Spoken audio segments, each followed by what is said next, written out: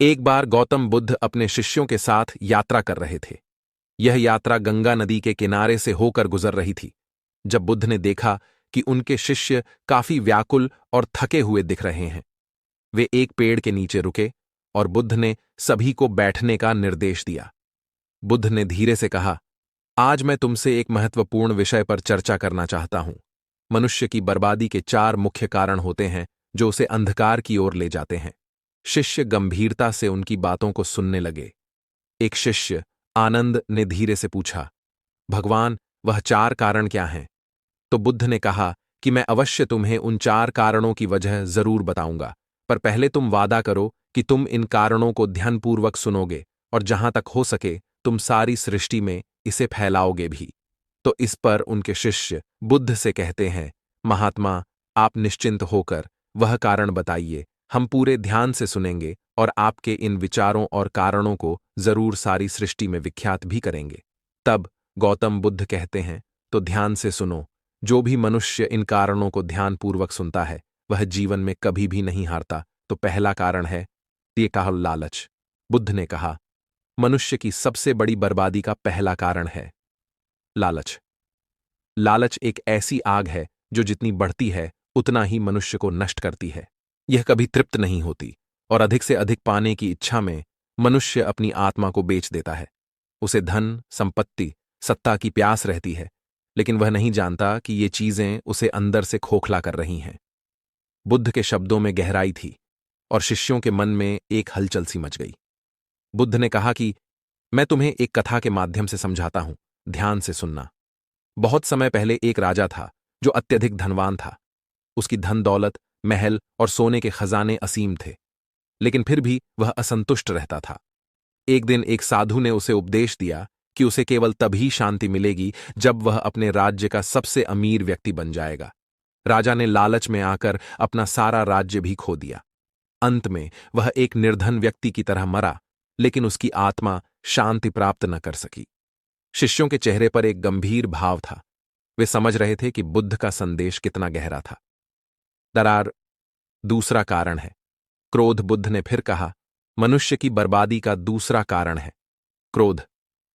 क्रोध वह अग्नि है जो केवल नष्ट करती है, न केवल दूसरों को बल्कि उस व्यक्ति को भी जो क्रोध करता है। यह एक ऐसा जहर है जो व्यक्ति के मन और शरीर को धीमी मौत की ओर ले जाता है। बुद्ध ने एक और कहानी सुनाई। एक बार एक गांव में 2 मित्र रहते थे। एक दिन छोटी सी बात पर उनमें झगड़ा हो गया। उनका क्रोध इतना बढ़ गया कि वे एक दूसरे के दुश्मन बन गए। समय बीतता गया, लेकिन उनके दिलों में जमी हुई नफरत कम नहीं हुई। अंत में क्रोध ने उनकी मित्रता तोड़ दी और वे अकेले हो गए। एक दिन एक तीसरे व्यक्ति ने उनके क्रोध का फायदा उठाकर उन्हें एक दूसरे के खिलाफ उकसाया और उनकी सारी संपत्ति भी छीन ली। बुद्ध ने गहरी सांस ली और कहा, क्रोध से न केवल व्यक्ति अपना संतुलन खो देता है, बल्कि उसके आसपास की दुनिया भी नष्ट हो जाती है। तीसरा कारण है मोह। बुद्ध ने तीसरे कारण का उल्लेख किया, मोह। उन्होंने कहा, मोह व्यक्ति को उस संसार की झूठी माया में फंसा देता है जो अस्थायी है।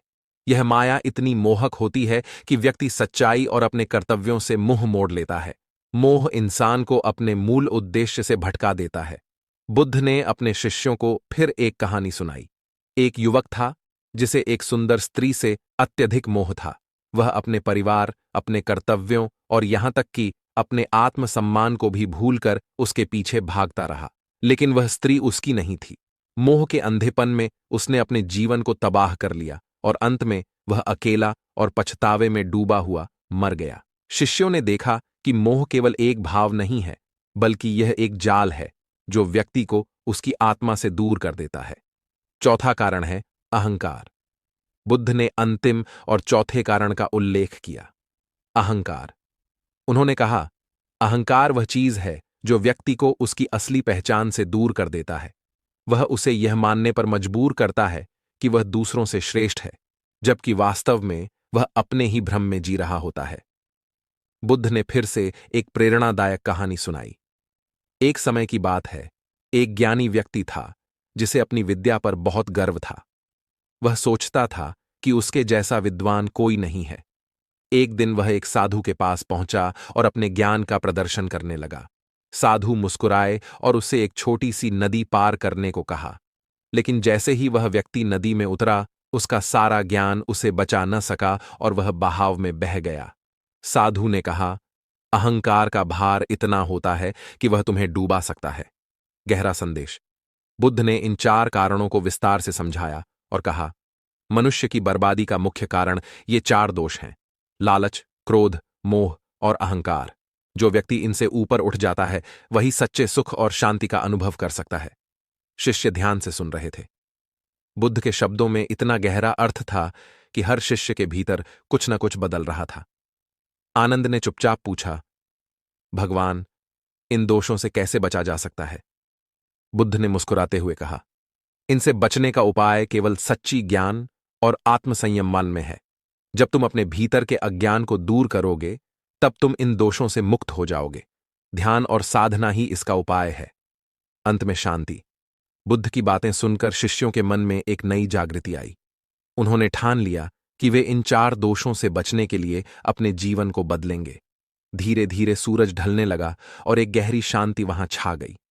बुद्ध ने सबको ध्यान करने का निर्देश दिया ताकि वे अपने भीतर की शांति को महसूस कर सकें। उस रात गंगा किनारे शिष्यों ने जीवन के सबसे महत्वपूर्ण सबक सीखे।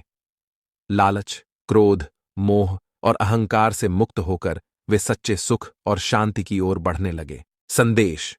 इस कहानी का संदेश यह है कि मनुष्य को इन 4 प्रमुख दोषों से बचना चाहिए ताकि वह सच्ची शांति, संतोष और आत्मिक विकास की ओर बढ़ सके। जीवन में जो भी समस्या आती है उसका मूल इन्हीं दोषों में छिपा होता है। अगर व्यक्ति अपने जीवन से लालच, क्रोध, मोह और अहंकार को निकाल दे तो वह न केवल एक बेहतर इंसान बनेगा बल्कि उसका जीवन भी सुखी और संतुलित होगा। यह कहानी इस बात का प्रतीक है कि जीवन की कठिनाइयों से निपटने के लिए हमें अपने भीतर के दोषों को पहचानना और उन्हें दूर करना चाहिए। जब हम ऐसा करेंगे तो हमारा जीवन खुद ब खुद एक बेहतर दिशा की ओर बढ़ेगा। दोस्तों, जाने अनजाने में हम कुछ ऐसी गलतियां कर देते हैं जिसका पछतावा हमें बाद में होता है। हमें जब अपनी गलती का एहसास होता है तब बहुत देर हो जाती है। तब तक हम बर्बाद हो चुके होते हैं। तो आखिर वो जीवन में कौन कौन सी गलतियां हैं जिसके बारे में हमें पता नहीं है, जो हमें बर्बाद कर रही है? आइए आज इस कहानी में यही बात करते हैं कि इंसान की कौन कौन सी गलतियां हैं जो उन्हें बर्बाद कर देती है। अपनी बर्बादी के कारण अगर हम पता कर लें तो हमारा जीवन सुखमय बन सकता है। बहुत समय पहले की बात है, एक नगर में एक धनी सेठ रहा करता था। उस सेठ के पास सभी तरह की सुख सुविधाएं थीं, लेकिन उसकी कोई संतान नहीं थी। संतान के दुख में वह हमेशा चिंतित रहता था। फिर एक दिन उसे पता चलता है कि उसकी पत्नी गर्भवती है। वह बहुत प्रसन्न हो जाता है। फिर उसने अपनी पत्नी का खूब ख्याल रखा। ऐसे में एक दिन उसके घर पर एक पुत्र का जन्म होता है। सेठ पुत्र के जन्म पर बहुत ही प्रसन्न था। उसने पूरे नगर में मिठाई बंटवाई और उसकी खुशी का कोई ठिकाना न था। देखते ही देखते उसका पुत्र बड़ा हो गया और सेठ ने अपने पुत्र को गुरुकुल भेजने का निर्णय किया ताकि वो पढ़ लिख कर एक विद्वान बन सके। अभी उसके पुत्र की उम्र ज्यादा नहीं हुई थी, लेकिन उसने छोटी ही उम्र में अपने पुत्र को गुरुकुल भेज दिया। गुरुकुल में वो बालक अच्छे से शिक्षा ग्रहण करता, अपने गुरु की सभी आज्ञाओं का पालन करता। ऐसे में वह बालक वहां का सबसे होनहार विद्यार्थी बन गया। गुरुकुल में उस बालक ने सारे वेद, पुराण और शास्त्रों का अध्ययन किया और बहुत बड़ा विद्वान बन गया। गुरु भी उस बालक से बहुत ही प्रसन्न थे कि उसने छोटी सी ही उम्र में सारा ज्ञान अर्जित कर लिया। लेकिन वो कहते हैं, न समय कब बदल जाए किसी को पता नहीं रहता है। ऐसे ही एक दिन किसी प्राकृतिक आपदा की वजह से उसके माता पिता की मृत्यु हो गई, और जब उसके माता पिता की मृत्यु हुई तब तक उस बालक की शिक्षा पूर्ण नहीं हुई थी। और जब उस बालक ने इस खबर को सुना कि उसके माता पिता इस दुनिया में नहीं रहे और उनका सब कुछ बर्बाद हो चुका है, तो उस बालक का इस सांसारिक मोह माया से मन उठ गया। उसके बाद उस बालक ने निश्चय किया कि वो गुरुकुल से शिक्षा पूर्ण करने के बाद अपना संपूर्ण जीवन लोगों की भलाई में व्यतीत कर देगा। और जब उस बालक की शिक्षा पूर्ण हो गई, उसके बाद वो बालक सन्यासी बन गया और वह सांसारिक वस्तुओं से दूर हिमालय की जंगल में चला गया। वन में जाकर उसने लंबे समय तक तपस्या की। तपस्या पूर्ण करने के बाद उस सन्यासी ने लोगों को शिक्षा देना प्रारंभ कर दिया। समय के साथ साथ उस सन्यासी की चर्चा चारों तरफ होने लगी और दूर दूर से लोग उसके पास शिक्षा ग्रहण करने आने लगे और बहुत से लोग उसके पास अपनी समस्याओं का समाधान खोजने के लिए भी आने लगे। सन्यासी सभी लोगों की समस्याएं बड़ी आसानी से सुलझा देता, जिस वजह से वो पूरे राज्य में मशहूर हो गया था। लेकिन जिस नगर में वो रहता था, उस नगर का राजा एक क्रूर व्यक्ति था। जब राजा को उस सन्यासी के बारे में पता चला तो उस राजा ने उससे मिलने का निश्चय किया। अगली सुबह राजा अपने महल से निकलकर उस सन्यासी से मिलने के लिए निकल गया और फिर सन्यासी के कुटिया के बाहर पहुंच गया। वहां पहुंचकर जब राजा ने उस सन्यासी को देखा, तब राजा उस सन्यासी को देखता ही रह गया। उसके चेहरे पर एक अलग ही तेज था। जब वो उस सन्यासी के पास पहुंचा, तब राजा को अपार शांति का अनुभव हुआ। उस राजा ने सन्यासी को प्रणाम किया और उनके पास ही बैठ गया और उनसे वार्तालाप करने लगा। वो राजा पहली ही मुलाकात में उस सन्यासी के व्यक्तित्व से इतना प्रभावित हुआ कि उसने उसी समय से अच्छाई की राह पर चलने की ठान ली और मन ही मन सोचने लगा कि इतनी छोटी सी मुलाकात में यह सन्यासी मुझे इतना बदल सकता है, तो अगर यह हमेशा मेरे साथ ही रहने लगे तो मेरी तो जिंदगी ही बदल जाएगी।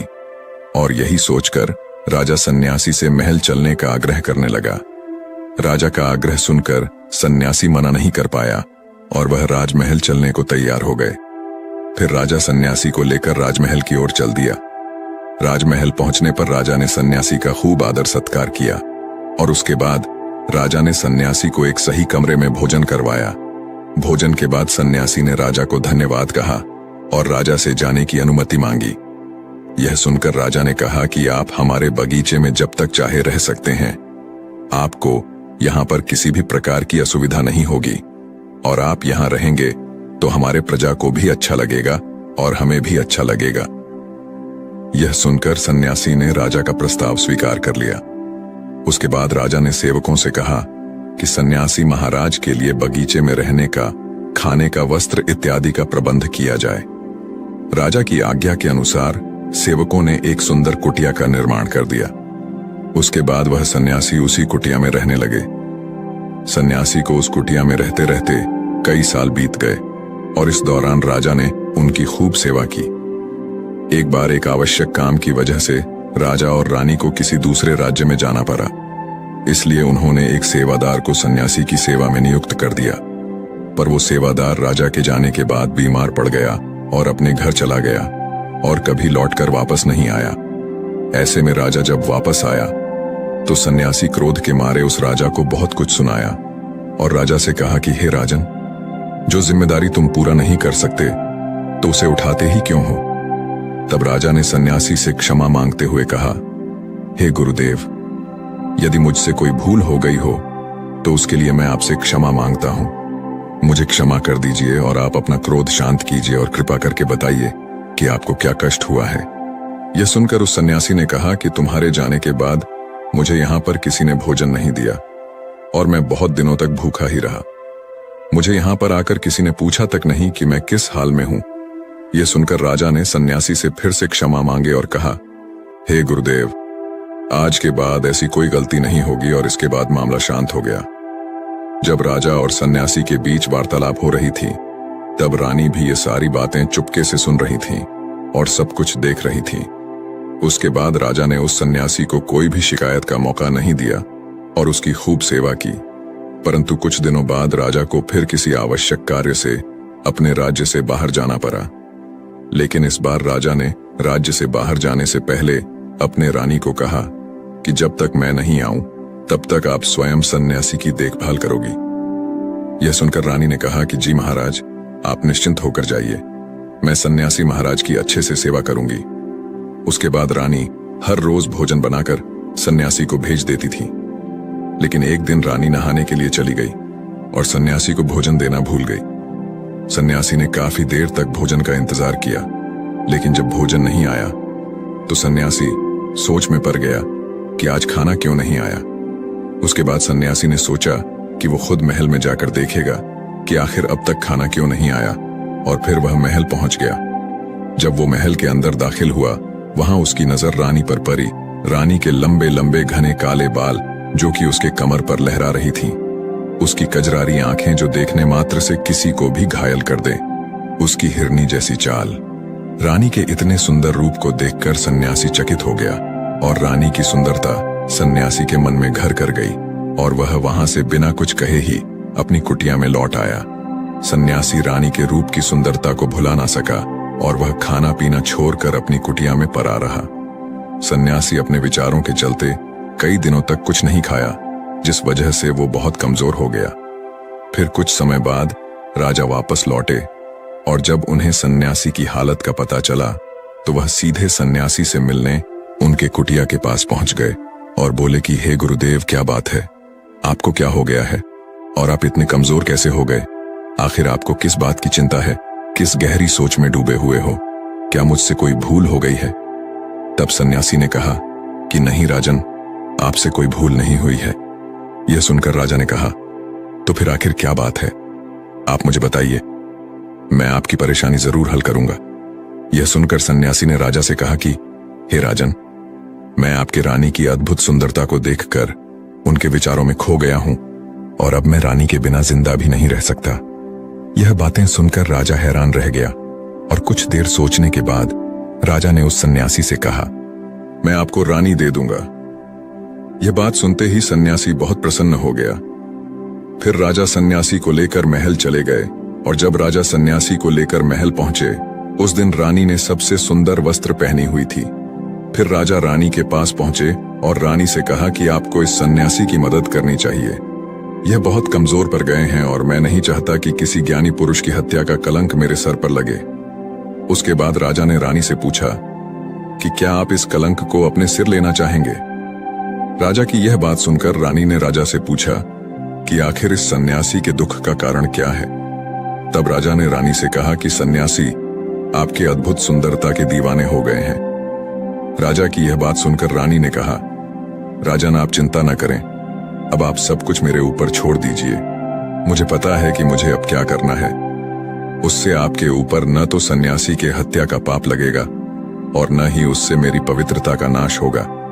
रानी की यह बात सुनकर राजा ने रानी को सन्यासी को सौंप दिया।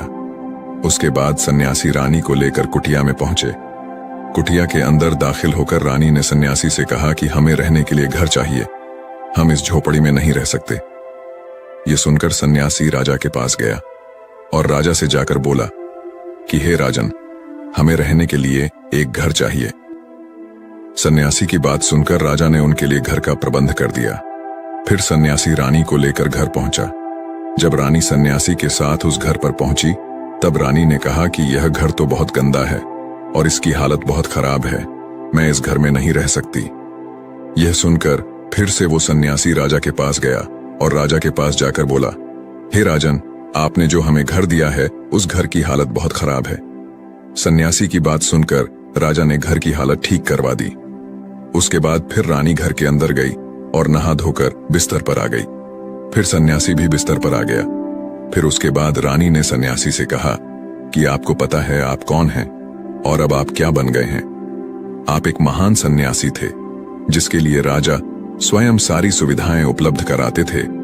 ऐसा सन्यासी जिसके पास लोग दूर दूर से ज्ञान ग्रहण करने के लिए आते थे, जो लोगों को सत्य की राह दिखाया करते थे, जो लोगों की समस्याओं का समाधान करते थे, जिनको सभी लोग सर्वश्रेष्ठ गुरु मानने लगे थे, जिनकी लोग भगवान के रूप में भी पूजा किया करते थे।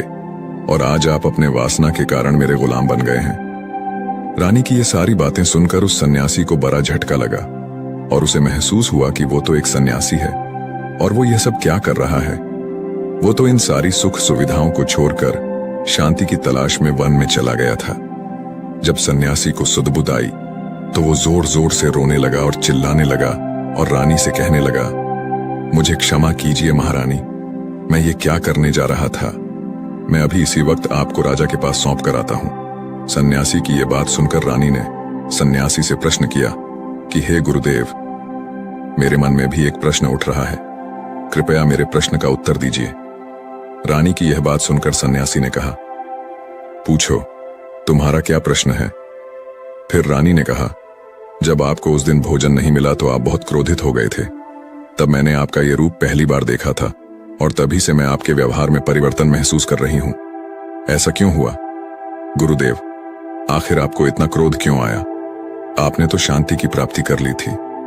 रानी की बातें सुनकर सन्यासी ने कहा कि जब मैं वन में था तो मुझे समय पर भोजन नहीं मिलता था, लेकिन जब मैं महल में आया तो महल में आने के बाद मुझे सारी सुख सुविधाएं प्राप्त हुई और फिर मैं इन सभी सुख सुविधाओं के आदी हो गया और मुझे इसके प्रति लगाव उत्पन्न हो गया और फिर मुझे इसको पाने का लालच उत्पन्न हो गया और जब मुझे यह नहीं मिला तो मेरे अंदर क्रोध उत्पन्न हो गया।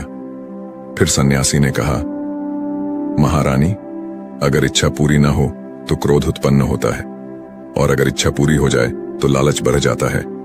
सन्यासी ने आगे कहा, यह इच्छा की पूर्ति ही मुझे वासना के द्वार पर ले आई है और मैं आपके प्रति आकर्षित हो गया। इसके बाद वो सन्यासी रानी को लेकर राजा के पास पहुंचा और बोला, हे राजन, मुझे क्षमा कर दीजिए, मुझे अपनी गलती का एहसास हो गया है। ये लो आपकी रानी, मुझे यह सब नहीं चाहिए। मैं अपनी इच्छा में वशीभूत होकर यह गलत कार्य करने जा रहा था और अपने जीवन को बर्बाद कर रहा था, लेकिन अब मुझे सब कुछ समझ आ गया है। उसके बाद उस सन्यासी ने कहा कि हे राजन, मनुष्य की बर्बादी का कारण उसकी 4 आदतें बनती है और दुनिया के हर एक व्यक्ति के अंदर ये 4 अवगुण होते हैं, लेकिन जो व्यक्ति इन पर नियंत्रण पा लेता है वह दुख और परेशानियों से बच जाता है और वहीं जो व्यक्ति इन 4 दोषों पर नियंत्रण नहीं कर पाता है वो बर्बाद होने के कगार पर पहुंच जाता है।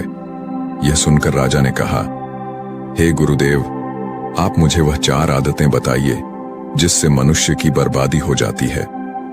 फिर सन्यासी ने राजा को मनुष्यों को बर्बाद कर देने वाली 4 आदतों के बारे में बताया कि हे राजन, मनुष्यों को बर्बाद करने वाली पहली आदत है उसकी इच्छा, क्योंकि इच्छा ही दुनिया के हर एक व्यक्ति के अंदर पहला अवगुण होता है और जो व्यक्ति अपनी इच्छाओं को नियंत्रण में नहीं रख पाता है वह जीवन में किसी भी जगह सफल नहीं हो पाता है, क्योंकि जैसे ही उसकी एक इच्छा पूरी होती है वह दूसरे की ओर बढ़ाने लगता है और दूसरी पूरी होती है तो तीसरी इच्छा उसके मन में जागृत हो जाती है और फिर ऐसा करते करते इच्छाओं पर नियंत्रण न होने के कारण इंसान के मन में संतोष का भाव नहीं आ पाता है और इसी जाल में उलझा रहता है, दुखी रहता है। इसीलिए राजन, जब हम अपनी इच्छाओं पर नियंत्रण पा लेते हैं तो हम हमारे मन पर भी नियंत्रण कर लेते हैं और जब हमारा मन हमारे वश में होता है तो हमें सुख ही सुख की प्राप्ति होती है। फिर जो हम चाहते हैं वही हमारे साथ होता है। फिर सन्यासी कहता है कि हे राजन, मनुष्य को बर्बाद करने वाली दूसरी आदत है वासना। वासना का जन्म हमारे मन में उठने वाली इच्छाओं से होता है। जिस प्रकार इच्छाओं का कोई अंत नहीं होता, उसी तरह मनुष्य वासना के जाल में फंसता ही चला जाता है। वासना में वशीभूत होकर इंसान को कुछ भी नहीं नजर आता है। आज तक जितनी भी लड़ाइयां हुई हैं, उसका सबसे बड़ा कारण स्त्री को पाने की इच्छा के कारण ही हुई है। स्त्री के प्रेम में वशीभूत होकर आज से पहले कई राजा महाराजाओं ने युद्ध किया है। रावण एक बड़ा बुद्धिमान व्यक्ति था, लेकिन वह माता सीता के सुंदरता से वशीभूत होकर अपने आप को बर्बाद कर लिया। उसकी मृत्यु का कारण एक स्त्री ही बनी थी। कई राजा महाराजा तो युद्ध में इसलिए हार गए क्योंकि वो लोग स्त्रियों से रासलीला रचाने में ही रह गए। ईश्वर ने तो स्त्री की उत्पत्ति इस संसार को बनाने के लिए की है, लेकिन आजकल लोगों ने इसे अपना वासना का रूप बना लिया है। स्त्री को अपने मनोरंजन का सामान सोचने लगे हैं और जब उन्हें अपना ये मनोरंजन नहीं मिलता तो वो पागल हो जाते हैं और न जाने क्या क्या कर बैठते हैं। इसलिए हे राजन, जितना हो सके उतना वासना से दूर रहना चाहिए।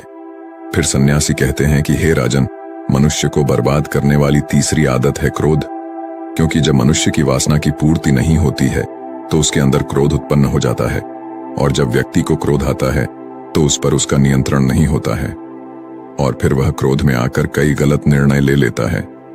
क्रोध में व्यक्ति दूसरों को भला बुरा कह देता है, गालियां भी निकाल देता है और जब उनका क्रोध शांत होता है तो उन्हें अपनी गलतियों का एहसास होता है, लेकिन तब तक तो सब कुछ बर्बाद हो चुका होता है।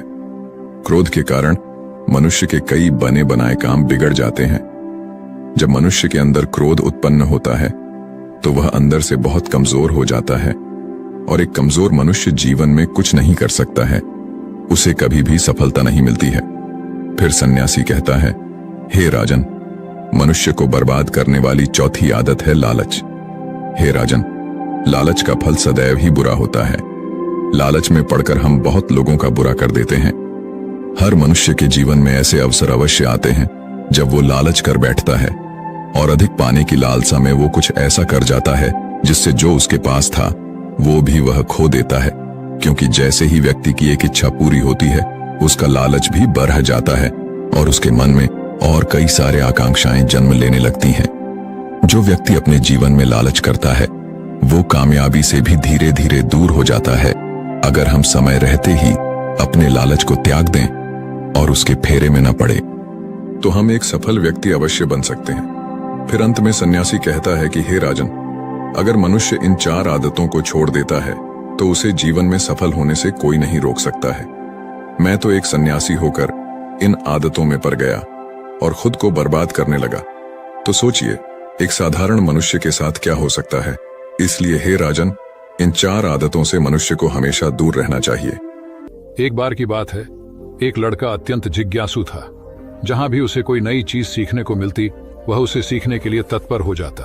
उसने एक तीर बनाने वाले से तीर बनाना सीखा, नाव बनाने वाले से नाव बनाना सीखा, मकान बनाने वाले से मकान बनाना सीखा, बांसुरी वाले से बांसुरी बनाना सीखा। इस प्रकार वह अनेक कलाओं में प्रवीण हो गया, लेकिन उसमें थोड़ा अहंकार आ गया। वह अपने परिजनों व मित्रों से कहता, इस पूरी दुनिया में मुझ जैसा प्रतिभा का धनी कोई नहीं होगा।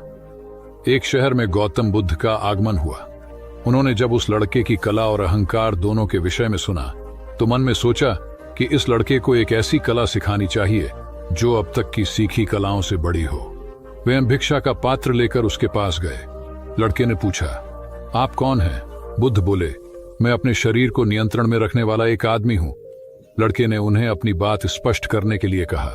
तब उन्होंने कहा, जो तीर चलाना जानता है वह तीर चलाता है, जो नाव चलाना जानता है वह नाव चलाता है, जो मकान बनाना जानता है वह मकान बनाता है, मगर जो ज्ञानी है वह स्वयं पर शासन करता है। लड़के ने पूछा, वह कैसे? बुद्ध ने उत्तर दिया, यदि कोई उसकी प्रशंसा करता है तो वह अभिमान से फूलकर खुश नहीं हो जाता, और यदि कोई उसकी निंदा करता है तो भी वह शांत बना रहता है। ऐसा व्यक्ति ही सदैव आनंद में रहता है। लड़का जान गया कि सबसे बड़ी कला स्वयं को वश में रखना है। कथा सार यह है कि आत्मनियंत्रण जब सध जाता है तो संभव आता है, और यही संभव अनुकूल प्रतिकूल दोनों स्थितियों में हमें प्रसन्न रखता है। सिद्धार्थ ने मौन का महत्व समझाया। कथा सिद्धार्थ के जीवन के उस दौर की है जब वे बुद्धत्व को प्राप्त नहीं हुए थे और निरंजना नदी के तटीय वनों में वृक्ष के नीचे ध्यान करते थे। सिद्धार्थ प्रतिदिन ध्यान करने के बाद पास के किसी गांव में चले जाते और भिक्षा मांगकर लौट आते। कुछ दिनों के बाद उन्होंने भिक्षाटन पर जाना बंद कर दिया, क्योंकि एक गांव के प्रधान की छोटी बेटी सुजाता उनके लिए नित्य भोजन लाने लगी। सिद्धार्थ को वह बड़े स्नेह से भोजन कराती थी। कुछ दिनों बाद उसी गांव का एक चरवाहा भी सिद्धार्थ से प्रभावित होकर उनके पास आने लगा। उसका नाम स्वस्थ था। एक दिन स्वस्थ से सिद्धार्थ बातें कर रहे थे कि सुजाता भोजन लेकर आई। जैसे ही सिद्धार्थ ने भोजन करना शुरू किया, उन्होंने बातचीत बंद कर दी। जितनी देर तक वे भोजन करते रहे बिल्कुल चुप रहे और वहां सन्नाटा छाया रहा। स्वस्थ को हैरानी हुई। उसने सिद्धार्थ के भोजन करने के उपरांत उनसे पूछा, गुरुदेव, आप मेरे आने के बाद निरंतर वार्तालाप करते रहे, किंतु भोजन के समय एक शब्द भी नहीं बोले। इसका क्या कारण है? सिद्धार्थ बोले, भोजन का निर्माण बड़ी कठिनाई से होता है। किसान पहले बीज बोता है, फिर पौधों की रखवाली करता है और तब कहीं जाकर अनाज पैदा होता है। फिर घर की महिलाएं उसे बड़े जतन से खाने योग्य बनाती हैं। इतनी कठिनाई से तैयार भोजन का पूरा आनंद तभी संभव है जब हम पूर्णतः मौन हों। भोजन के दौरान मैं मौन रहकर उसका पूरा स्वाद लेता हूं। वस्तुतः शांति से किया गया भोजन न केवल शारीरिक भूख को तृप्त करता है, बल्कि मानसिक आनंद और सात्विक ऊर्जा भी देता है। बुद्ध ने संयम रखना सिखाया। बुद्ध के पास उनका एक शिष्य आया और बौखलाए स्वर में बोला, जमींदार राम सिंह ने मेरा अपमान किया है, आप सभी चलें, उसे सबक सिखाना होगा। बुद्ध बोले, प्रियवर, सच्चे बौद्ध का अपमान करने की शक्ति किसी में नहीं होती। तुम इस बात को भुला दो। जब प्रसंग भुला दोगे तो अपमान कहां बचा रहेगा। शिष्य ने कहा, उसने आपके प्रति भी अपशब्दों का प्रयोग किया था। आप चलिए तो सही। आपको देखते ही वह शर्मिंदा हो जाएगा और क्षमा मांग लेगा। इससे मैं संतुष्ट हो जाऊंगा। बुद्ध कुछ विचार कर बोले, अच्छा, यदि ऐसी बात है तो मैं अवश्य ही राम जी के पास चलकर उसे समझाने का प्रयास करूंगा। शिष्य ने आतुर होकर कहा, चलिए, नहीं तो रात हो जाएगी। बुद्ध ने कहा, रात आएगी तो क्या, रात के पश्चात दिन भी तो आएगा। यदि तुम वहां चलना आवश्यक ही समझते हो तो मुझे कल याद दिलाना, कल चलेंगे। दूसरे दिन बात आई गई हो गई। शिष्य अपने काम में लग गया और बुद्ध अपनी साधना में लीन हो गए। दोपहर होने पर बुद्ध ने शिष्य से पूछा, आज राम जी के पास चलना है? शिष्य ने कहा, नहीं, मैंने जब घटना पर फिर से विचार किया तो मुझे इस बात का आभास हुआ कि भूल मेरी ही थी। अब राम जी के पास चलने की कोई जरूरत नहीं है। बुद्ध ने मुस्कुराकर कहा, अगर हम तुरंत प्रतिक्रिया देने से बचें तो हमारे भीतर की कटुता समाप्त हो जाती है। शिष्य बुद्ध का आशय समझ उनके प्रति नतमस्तक हो गया। ध्यान और सावधानी का रहस्य। महात्मा गौतम बुद्ध के श्रावस्ती में प्रवचन चल रहे थे। प्रवचन में नित्य ही बड़ी संख्या में लोग आते और विविध महत्वपूर्ण व गंभीर विषयों पर बुद्ध से ध्यान ग्रहण करते। बुद्ध का शिष्य वर्ग भी काफी विशाल था, जो प्रवचन स्थल की व्यवस्था संभालता और बुद्ध की सेवा में सदैव तत्पर रहता। एक बार रात के समय महात्मा बुद्ध प्रवचन दे रहे थे। सदैव की भांति काफी लोग उनके प्रवचन सुन रहे थे। एक व्यक्ति जो बुद्ध के ठीक सामने बैठा था बार बार नींद के झोंके ले रहा था। बुद्ध थोड़ी देर तक तो प्रवचन देते रहे, फिर उससे बोले, वत्स, सो रहे हो? उस व्यक्ति ने हड़बड़ाकर कहा, नहीं महात्मा। बुद्ध ने पुनः प्रवचन प्रारंभ किए। वह व्यक्ति फिर ऊँघने लगा। महात्मा ने फिर वही प्रश्न दोहराया और उसने फिर अचकचाकर नहीं महात्मा कहा। ऐसा लगभग 8-10 बार हो गया। कुछ देर बाद बुद्ध ने उससे पूछा, वत्स, जीवित हो? हर बार की तरह इस बार भी उसने कहा, नहीं महात्मा। यह सुनकर उपस्थित श्रोताओं में हंसी की लहर दौड़ गई और वह व्यक्ति पूर्णतः चैतन्य हो गया। तब बुद्ध गंभीर होकर बोले, वत्स, निद्रा में तुम्हारे मुख से सही उत्तर मिल ही गया। जो निद्रा में है वह मृतक समान ही है। महात्मा बुद्ध का संकेत था कि गुरु से ज्ञान ग्रहण करते वक्त सजगता अत्यंत आवश्यक है। गाफिल रहने की स्थिति में ज्ञान की प्राप्ति पूर्ण नहीं होती और अधकचरा ज्ञान सदैव खतरनाक साबित होता है। एक क्रोधी ने बौद्ध धर्म अपनाया। बौद्ध भिक्षु बोधि धर्म भ्रमण करते हुए एक गांव में पहुंचे। लोग उनका बहुत आदर करते थे। बोधि धर्म व उनके शिष्यों का ग्रामीणों ने हार्दिक सत्कार किया और फिर उनके पवित्र वचनों को सुनने के लिए उनके आसपास एकत्रित हो गए। बोधि धर्म लोगों को धर्म और आचरण विषयक अच्छी बातें सरल भाषा में समझाने लगे। तभी वहां एक व्यक्ति आया और बोधि धर्म को अपशब्द कहने लगा। उपस्थित जनसमूह ने उसे रोकने का बहुत प्रयास किया, किंतु वह नहीं माना तथा अनवरत बोधि धर्म को बुरा भला कहता रहा। लोगों ने कहा कि महाराज, यह व्यक्ति कितना उद्दंड है, निरर्थक ही आपको अपशब्द कह रहा है। बोधि धर्म उस व्यक्ति के इस आचरण पर कदापि क्रोधित नहीं हुए और लोगों से बोले कि यह भविष्य में मेरा सबसे बड़ा भक्त बनने वाला है। लोगों ने पूछा कि कैसे? बोधि धर्म ने उत्तर दिया, कोई कुम्हार के यहाँ घड़ा लेने जाता है तो घड़े को बजाकर देखा जाता है कि वह फूटा हुआ तो नहीं है। जब 1-2 रुपए के घड़े को कोई इतनी परख कर सकता है तो भला जिसे गुरु मानना है उसे 10-20 गालियां दिए बगैर कैसे पहचानेगा? पहले वह परीक्षा लेगा कि गुरु में धैर्य, आक्रोश व समता भाव कितना है। ये जानने के बाद ही तो वह गुरु को स्वीकारेगा। इसलिए यह व्यक्ति मुझे निरर्थक ही अपशब्द नहीं कह रहा है। और आगे चलकर वास्तव में वह व्यक्ति बोधि धर्म का सबसे बड़ा भक्त बना। किसी को शिक्षा देने से पूर्व स्वयं का आचरण भी तदनुरूप होना चाहिए, तभी गुरु का महान पद मिलता है। वस्तुतः गुरु की गुरुता तभी स्वीकारी जाती है जबकि उसमें सदाचरण के सभी लक्षण मौजूद हों। साधना का महत्व। महात्मा बुद्ध ज्ञान प्राप्ति के लिए घोर तप में लगे थे। उन्होंने शरीर को काफी कष्ट दिया, यात्राएं की, घने जंगलों में कठिन साधना की, पर आत्मज्ञान की प्राप्ति नहीं हुई। निराश हो बुद्ध सोचने लगे, मैंने अभी तक कुछ भी प्राप्त नहीं किया, अब आगे क्या कर पाऊंगा? निराशा, अविश्वास के इन नकारात्मक भावों ने उन्हें क्षुब्ध कर दिया। कुछ ही क्षणों के बाद उन्हें प्यास लगी। वे थोड़ी दूर स्थित एक झील तक पहुंचे। वहां उन्होंने एक दृश्य देखा कि एक नहीं सी गिलहरी के 2 बच्चे झील में डूब गए। पहले तो वह गिलहरी जड़वत बैठी रही, फिर कुछ देर बाद उठकर झील के पास गई, अपना सारा शरीर झील के पानी में भिगोया और फिर बाहर आकर पानी झाड़ने लगी। ऐसा वह बार बार करने लगी। बुद्ध सोचने लगे कि इस गिलहरी का प्रयास कितना मूर्खतापूर्ण है। क्या कभी यह इस झील को सुखा सकेगी? किंतु गिलहरी का यह क्रम लगातार जारी था। बुद्ध को लगा मानो गिलहरी कह रही हो कि यह झील कभी खाली होगी या नहीं, यह मैं नहीं जानती, किंतु मैं अपना प्रयास नहीं छोड़ूंगी। अतः उस छोटी सी गिलहरी ने भगवान बुद्ध को अपने लक्ष्य मार्ग से विचलित होने से बचा लिया। वे सोचने लगे कि जब यह नन्ही गिलहरी अपने लघु सामर्थ्य से झील को सुखा देने के लिए दृढ़ संकल्पित है तो मुझ में क्या कमी है, मैं तो इससे 1000 गुना अधिक क्षमता रखता हूँ। ये सोचकर गौतम बुद्ध पुनः अपनी साधना में लग गए और एक दिन बोधिवृक्ष तले उन्हें ज्ञान का आलोक प्राप्त हुआ। ये कथा असफलता के बावजूद प्रयासों की निरंतरता पर बल देती है। यदि हम प्रयास करना न छोड़े तो एक न एक दिन लक्ष्य की प्राप्ति हो ही जाती है। बुद्ध का समत्व भाव। गौबुद्ध निर्जन जंगल में एक पहाड़ी पर बैठे ध्यान कर रहे थे। वहां चारों ओर शांति थी, कहीं कोई शोर नहीं था। ध्यान करने के लिए इससे उपयुक्त स्थान और कहीं नहीं हो सकता, यही सोचकर बुद्ध ने इसे चुना था। अचानक इस नीरवता को एक कोलाहल ने भंग कर दिया। कुछ दुष्चरित्र लोग एक वेश्या को लेकर वहां आमोद प्रमोद के लिए आ धमके। एक क्षण में वातावरण की पवित्रता भंग हो गई और शांति अशांति में बदल गई। उन लोगों ने मदिरापन शुरू कर दिया। इसी बीच वेश्या अवसर पाकर भाग गई।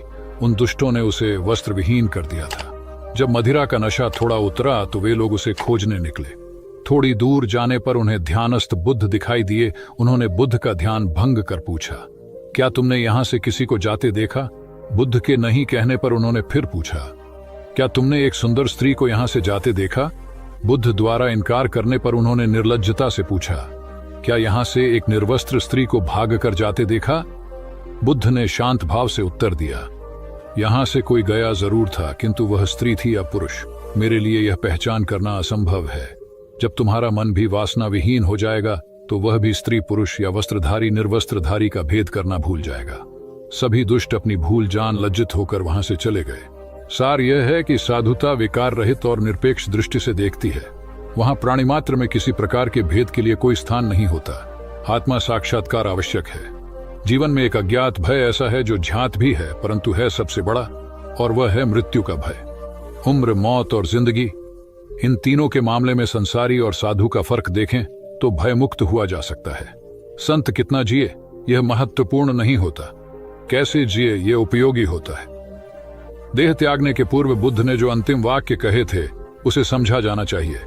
हंद दानी भिक्खवे आमंत्रयामि वह धमासनरवारा अपमादीन संपादे था इति, अर्थात हर वस्तु नाशवान है। जीवन का संपादन अप्रमाद के साथ करो। आलस्य के साथ वासना का समावेश हो जाए तो प्रमाद शुरू होता है। बुद्ध ने अपने भिक्षुओं को अपनी अंतिम क्रिया के बारे में भी विस्तार से समझा दिया था। मौत को उन्होंने उत्सव बनाया। भौतिकता की आंधी में आज हम इतने भयभीत हैं कि सांप को तो मार देते हैं और रस्सी से डर जाते हैं। हमारी मौत अवसाद तथा संतों की मृत्यु उपदेश हो जाती है। इसे दिव्य बनाने का प्रयास उम्र के हर पल में और जिंदगी के हर पड़ाव पर सतत करना होगा। कहते हैं जब बुद्ध संसार से गए तो उनकी उम्र 80 वर्ष थी, लेकिन संत समाज मानता है कि वे 40 साल के थे, क्योंकि जब वे 40 वर्ष के थे तब एक पीपल के वृक्ष के नीचे 7 दिन सतत समाधि में रहे और तभी उन्हें पूर्णिमा के दिन बुद्धत्व प्राप्त हुआ था। उसके बाद वे 40 वर्ष और जीवित रहे।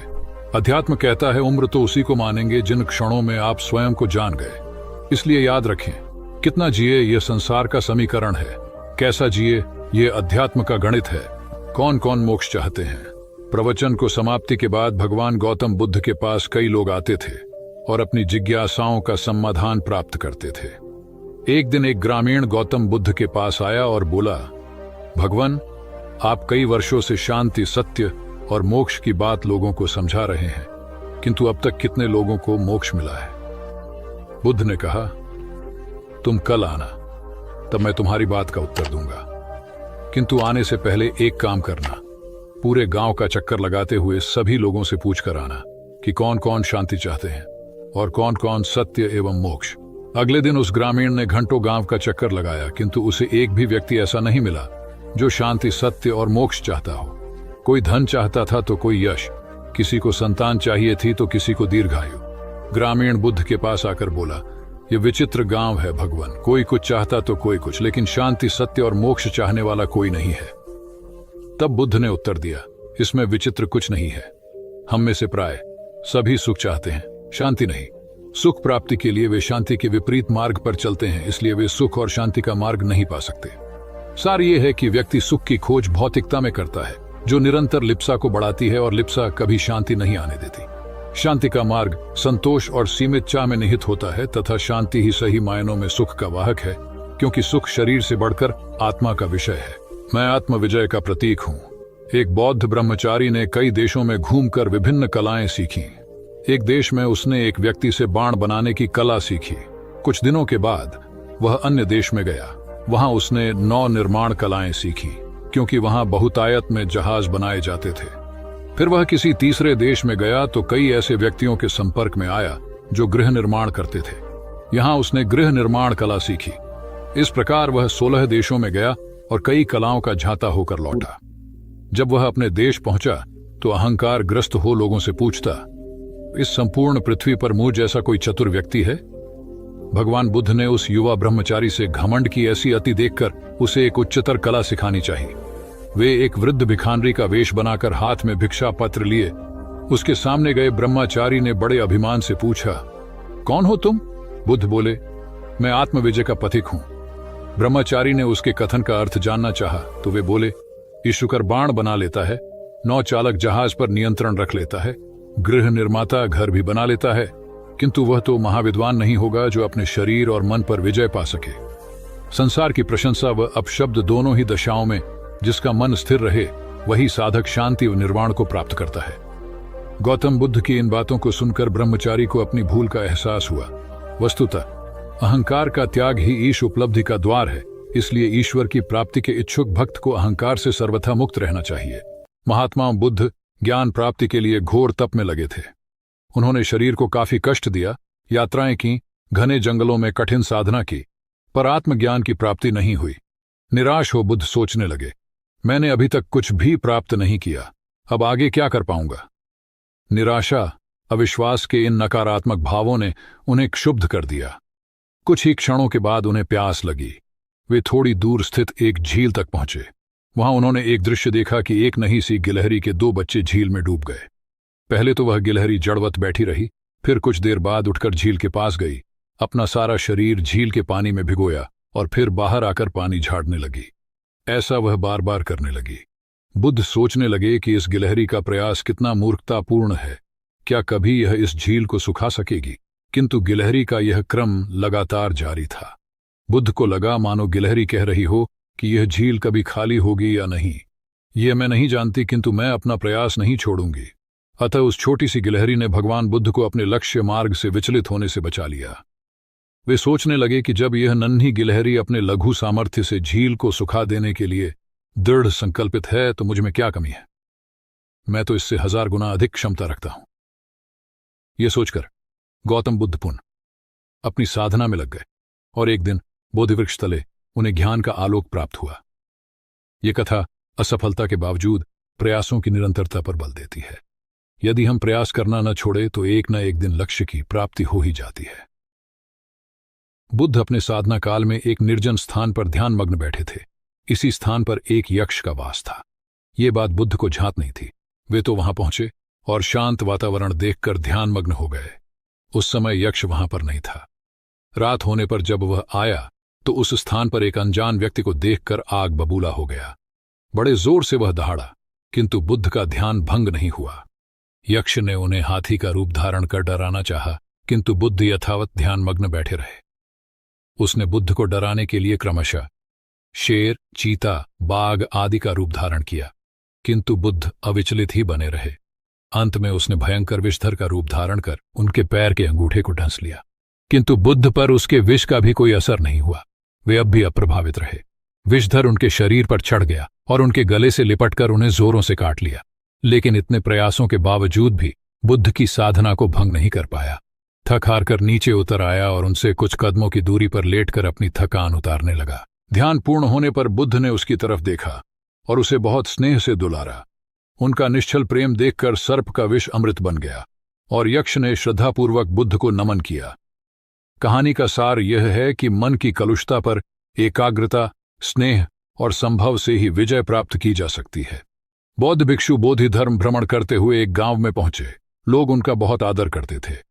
बोधि धर्म व उनके शिष्यों का ग्रामीणों ने हार्दिक सत्कार किया और फिर उनके पवित्र वचनों को सुनने के लिए उनके आसपास एकत्रित हो गए। बोधि धर्म लोगों को धर्म और आचरण विषयक अच्छी बातें सरल भाषा में समझाने लगे। तभी वहां एक व्यक्ति आया और बोधि धर्म को अपशब्द कहने लगा।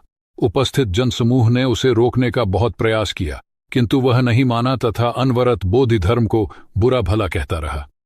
लोगों ने कहा कि महाराज, ये व्यक्ति कितना उद्दंड है, निरर्थक ही आपको अपशब्द कह रहा है। बोधि धर्म उस व्यक्ति के इस आचरण पर कदापि क्रोधित नहीं हुए और लोगों से बोले कि यह भविष्य में मेरा सबसे बड़ा भक्त बनने वाला है। लोगों ने पूछा कि कैसे? बोधि धर्म ने उत्तर दिया, कोई कुम्हार के यहां घड़ा लेने जाता है तो घड़े को बजाकर देखा जाता है कि वह फूटा हुआ तो नहीं है। जब 1-2 रुपए के घड़े को कोई इतनी परख कर सकता है तो भला जिसे गुरु मानना है उसे 10-20 गालियां दिए बगैर कैसे पहचानेगा? पहले वह परीक्षा लेगा कि गुरु में धैर्य, आक्रोश व समता भाव कितना है। यह जानने के बाद ही तो वह गुरु को स्वीकारेगा। इसलिए यह व्यक्ति मुझे निरर्थक ही अपशब्द नहीं कह रहा है और आगे चलकर वास्तव में वह व्यक्ति बोधि धर्म का सबसे बड़ा भक्त बना। किसी को शिक्षा देने से पूर्व स्वयं का आचरण भी तदनुरूप होना चाहिए, तभी गुरु का महान पद मिलता है। वस्तुतः गुरु की गुरुता तभी स्वीकारी जाती है जबकि उसमें सदाचरण के सभी लक्षण मौजूद हों। महात्मा गौतम बुद्ध के श्रावस्ती में प्रवचन चल रहे थे। प्रवचन में नित्य ही बड़ी संख्या में लोग आते और विविध महत्वपूर्ण व गंभीर विषयों पर बुद्ध से ज्ञान ग्रहण करते। बुद्ध का शिष्य वर्ग भी काफी विशाल था, जो प्रवचन स्थल की व्यवस्था संभालता और बुद्ध की सेवा में सदैव तत्पर रहता। एक बार रात के समय महात्मा बुद्ध प्रवचन दे रहे थे। सदैव की भांति काफी लोग उनके प्रवचन सुन रहे थे। एक व्यक्ति जो बुद्ध के ठीक सामने बैठा था बार बार नींद के झोंके ले रहा था। बुद्ध थोड़ी देर तक तो प्रवचन देते रहे, फिर उससे बोले, वत्स, सो रहे हो? उस व्यक्ति ने हड़बड़ाकर कहा, नहीं महात्मा। बुद्ध ने पुनः प्रवचन प्रारंभ किए। वह व्यक्ति फिर ऊँघने लगा। महात्मा ने फिर वही प्रश्न दोहराया और उसने फिर अचकचाकर नहीं महात्मा कहा। ऐसा लगभग 8-10 बार हो गया। कुछ देर बाद बुद्ध ने उससे पूछा, वत्स, जीवित हो? हर बार की तरह इस बार भी उसने कहा, नहीं महात्मा। यह सुनकर उपस्थित श्रोताओं में हंसी की लहर दौड़ गई और वह व्यक्ति पूर्णतः चैतन्य हो गया। तब बुद्ध गंभीर होकर बोले, वत्स, निद्रा में तुम्हारे मुख से सही उत्तर मिल ही गया। जो निद्रा में है वह मृतक समान ही है। महात्मा बुद्ध का संकेत था कि गुरु से ज्ञान ग्रहण करते वक्त सजगता अत्यंत आवश्यक है। गाफिल रहने की स्थिति में ज्ञान की प्राप्ति पूर्ण नहीं होती और अध का चरा ज्ञान सदैव खतरनाक साबित होता है। कथा सिद्धार्थ के जीवन के उस दौर की है जब वे बुद्धत्व को प्राप्त नहीं हुए थे और निरंजना नदी के तटीय वनों में वृक्ष के नीचे ध्यान करते थे।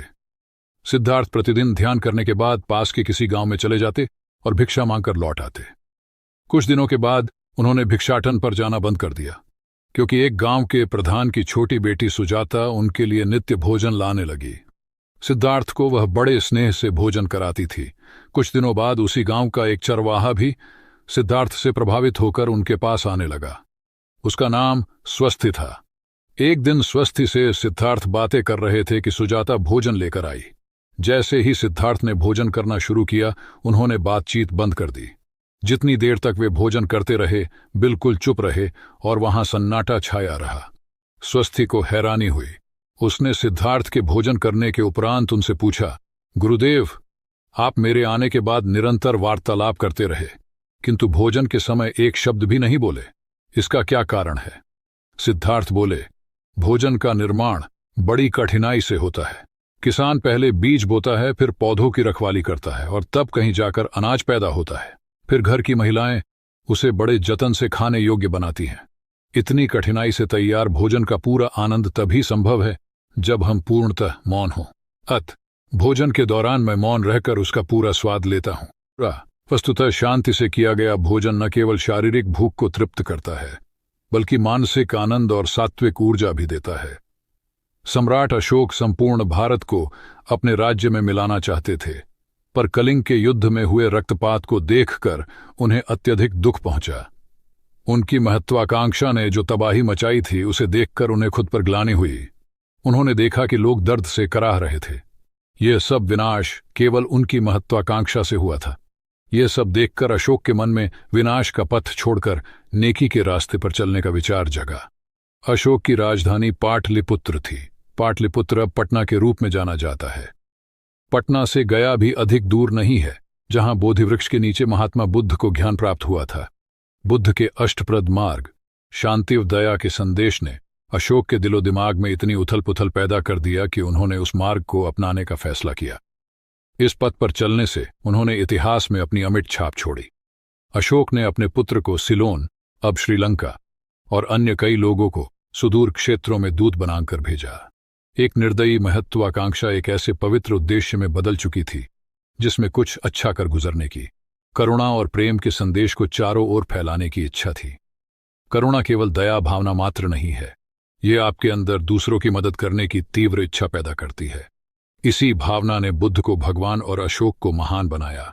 तथागत बुद्ध उन दिनों मगध प्रवास पर थे, साथ में शिष्यों का बड़ा समूह भी था। प्रतिदिन बुद्ध के प्रवचन होते जिनका लाभ लेने के लिए बड़ी संख्या में लोग आते। इन लोगों में साधारण जन के साथ विशिष्ट हस्तियां भी शामिल रहती थीं। हालांकि बुद्ध सभी के प्रति समान रूप से प्रेम व आत्मीयता का व्यवहार रखते थे। इन लोगों में नगर सेठ का पुत्र भी था जो बड़े ध्यान से बुद्ध के प्रवचन सुनता था। वह नित्य ही बुद्ध के शिष्यों के समक्ष बुद्ध की तारीफों के पुल बांधता और धन्य धन्य भाव से घर जाता। एक दिन प्रवचन समाप्त होने के बाद उसने किसी शिष्य से कहकर बुद्ध से मिलने की हार्दिक इच्छा प्रकट की। जब उसे बुद्ध के सामने ले जाया गया तो उसने उन्हें साष्टांग प्रणाम कर कहा, भगवान, आप जैसा तपस्वी और ज्ञानी व्यक्ति पहले न कभी हुआ था और न भविष्य में होगा। यह सुनते ही बुद्ध ने उसकी बात बीच में ही रोककर कहा, वत्स, क्या तुमने इतना अध्ययन कर लिया है कि अब तक कितने संत महापुरुष हुए हैं, और क्या भविष्य भी जान चुके हो कि आगे और कोई नहीं होगा? युवक लज्जित भाव से चुप खड़ा रहा, क्योंकि इस बात का उसके पास कोई जवाब नहीं था। बुद्ध ने अपनी बात समाप्त करते हुए उसे सीख दी, सदैव अपनी आंखें खुली रखो। जो जैसा है उसे वैसा ही महत्व दो, किसी से उसकी तुलना मत करो। कथा का सार यह है कि किसी भी क्षेत्र के अधिकारी विद्वान की स्वतंत्र रूप से प्रशंसा करना उचित है, किंतु सर्वश्रेष्ठ बताना अनुचित, क्योंकि श्रेष्ठता को व्यक्ति, समय व स्थान की सीमाओं में नहीं बांधा जा सकता। आनंद भगवान बुद्ध के प्रमुख व प्रिय शिष्य थे। उनके स्वभाव में उदारता, स्नेह व सहिष्णुता जैसे गुण शामिल थे। वे सभी के प्रति समान व्यवहार करते थे।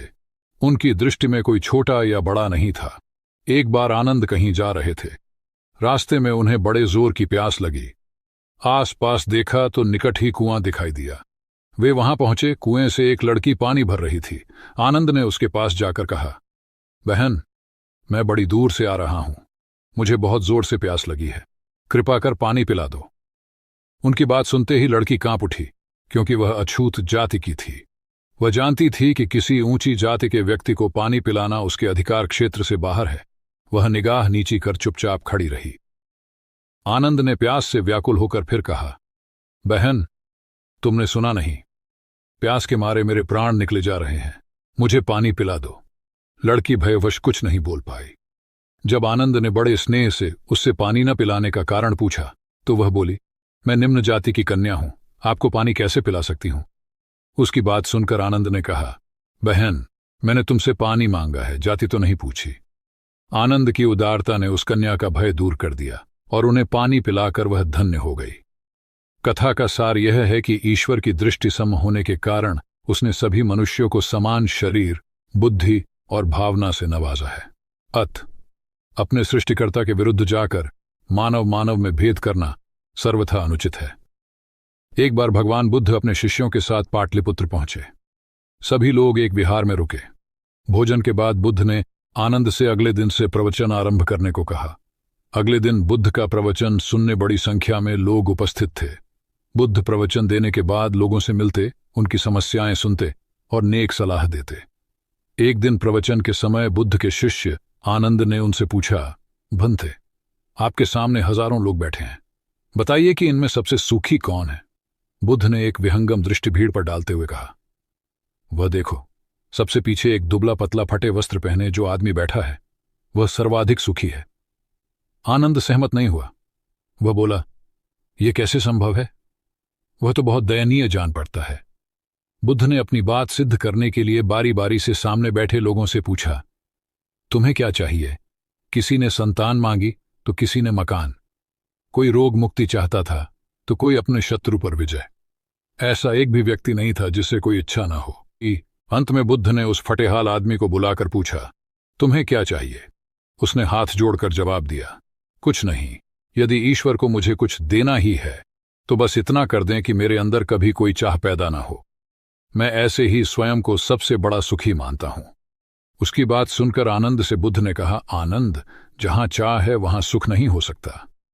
आनंद ने बुद्ध की इस शिक्षा को सदा के लिए गांठ बांध लिया। सार यह है कि लालसा से लोभ बढ़ता है, जो असंतोष का जनक होता है। यदि सही अर्थों में सुख पाना है तो किसी लालसा की बजाय उपलब्ध स्थितियों में संतुष्ट रहना चाहिए।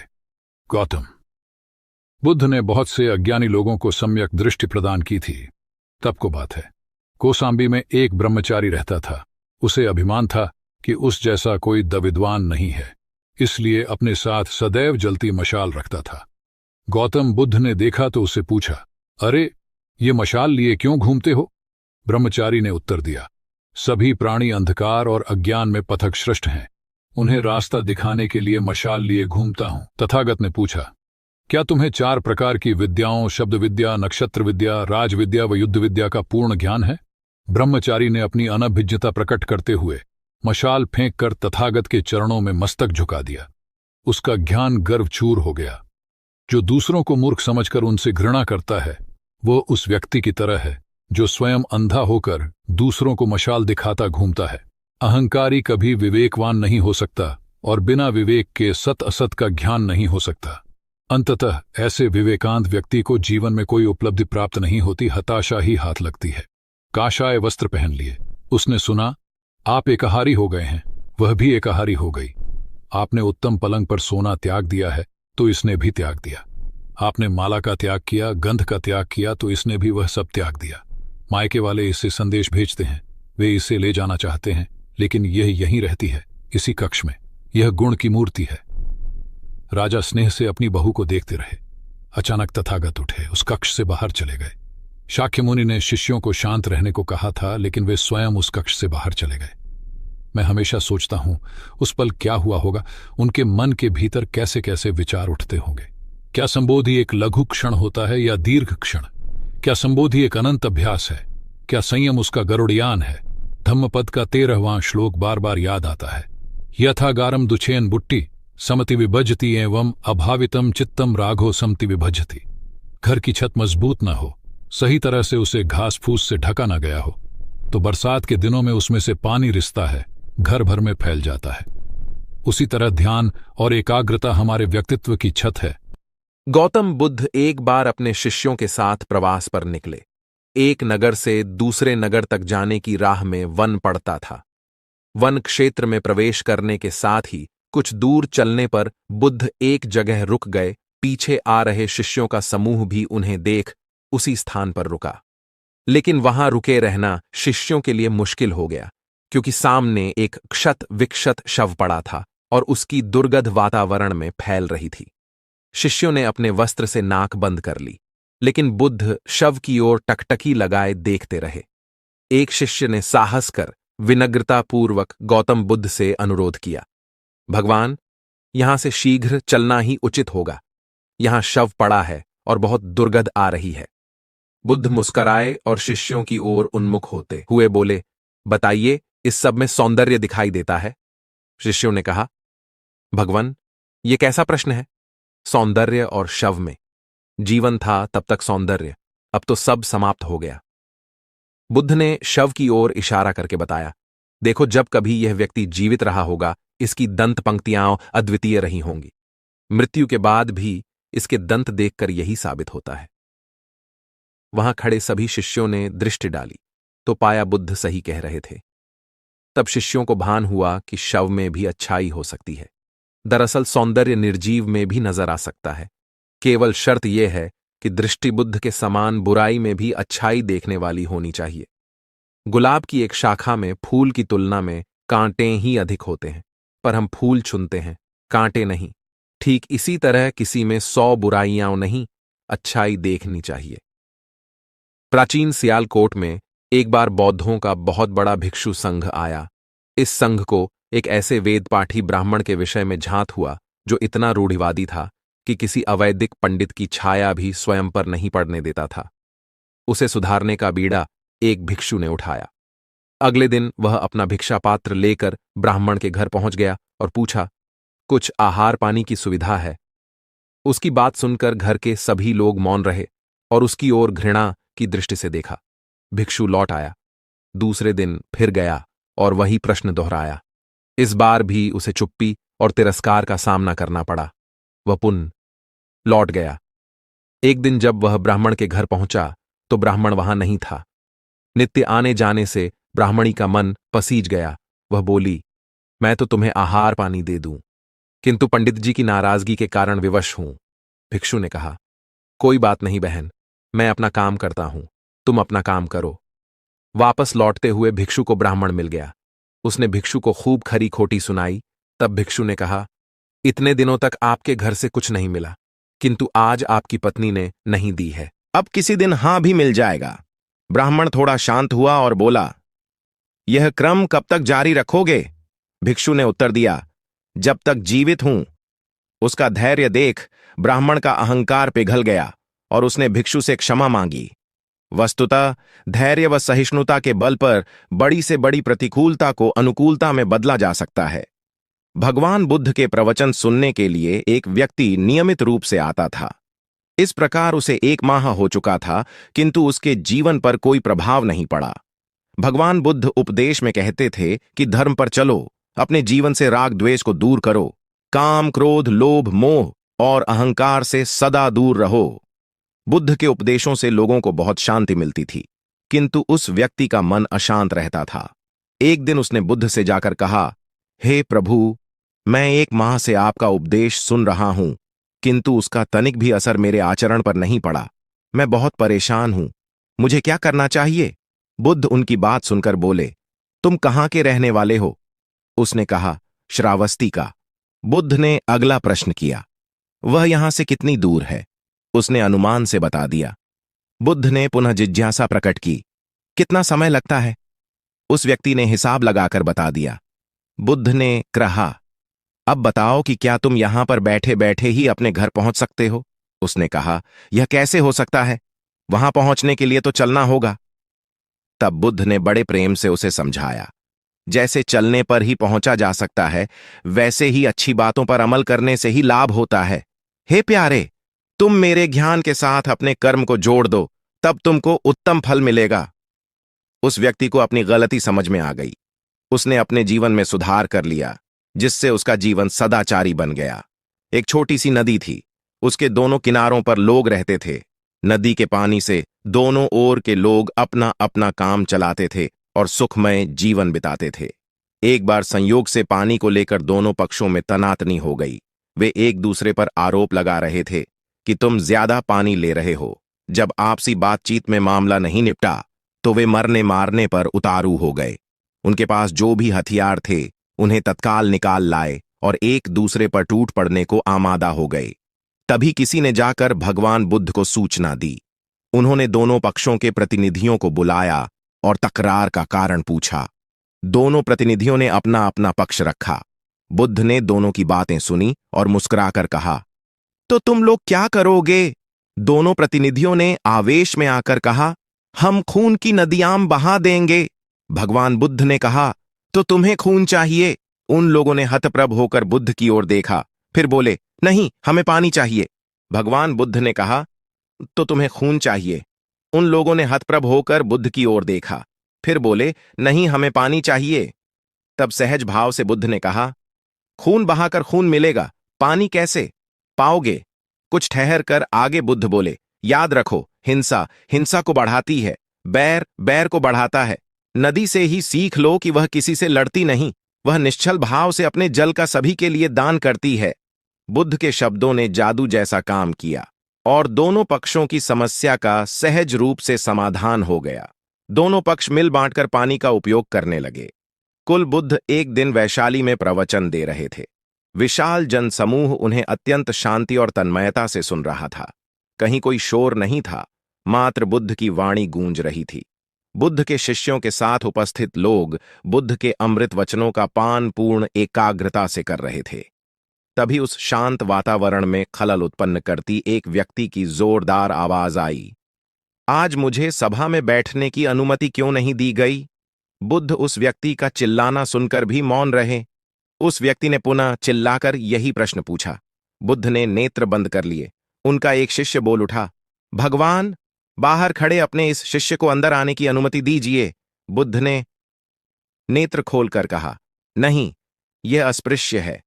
शिष्यगण बुद्ध के मुंह से अस्पृश्य शब्द सुनकर विस्मित हुए और उन्होंने पूछा, वह अस्पृश्य क्यों? कैसे? भगवान, आपके धर्म में तो जात पात का भेद नहीं है। बुद्ध बोले, आज यह क्रोध में आया है। क्रोध से जीवन की एकता भंग होती है। क्रोध ही मानसिक हिंसा करता है। किसी भी कारण से क्रोध करने वाला अस्पृश्य है। उसे कुछ देर तक स्मरण कर लेना चाहिए कि अहिंसा परम धर्म है। कथा का उपदेश यह है कि क्रोध एक असात्विक भाव है जो कर्ता और भोक्ता दोनों के लिए हानिकारक होता है। अथ इससे बचते हुए शांति से विचारने व कार्य करने की प्रवृत्ति अपनानी चाहिए। शांत मन और मस्तिष्क ही विवेकपूर्ण निर्णय लेने में सक्षम होते हैं। बौद्ध संघ के एक भिक्षु को कोई गंभीर रोग हो गया। उसकी हालत इतनी खराब हो गई कि वह चल फिर भी नहीं सकता था और मलमूत्र में लिपटा पड़ा रहता था। उसकी यह हालत देख उसके साथी भिक्षु भी उसके पास नहीं आते और घृणा से मुंह फेरकर आसपास से निकल जाते थे। कुछ दिनों बाद बुद्ध को यह बात पता चली तो वे तत्काल अपने प्रिय शिष्य आनंद के साथ उस भिक्षु के पास पहुंचे। उसकी दयनीय दशा से उन्हें घोर कष्ट हुआ। उन्होंने भिक्षु से पूछा, तुम्हें कौन सा रोग हुआ है?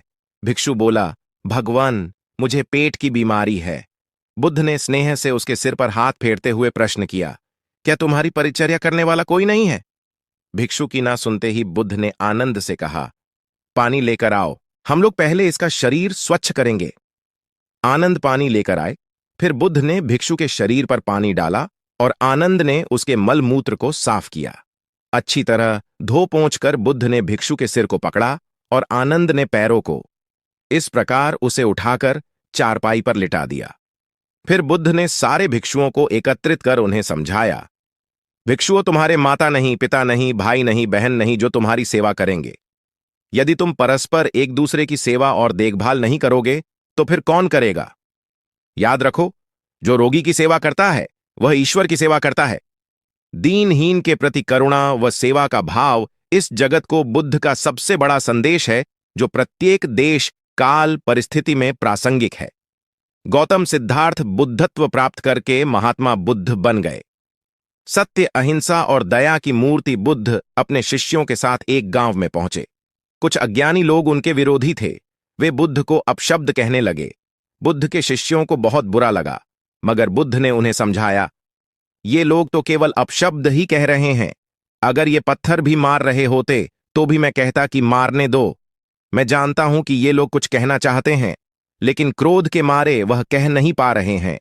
10 साल पहले यदि यही लोग मुझे गाली देते तो मैं इन्हें भी गाली देता, लेकिन अब तो लेन देन से मुक्ति मिल चुकी है।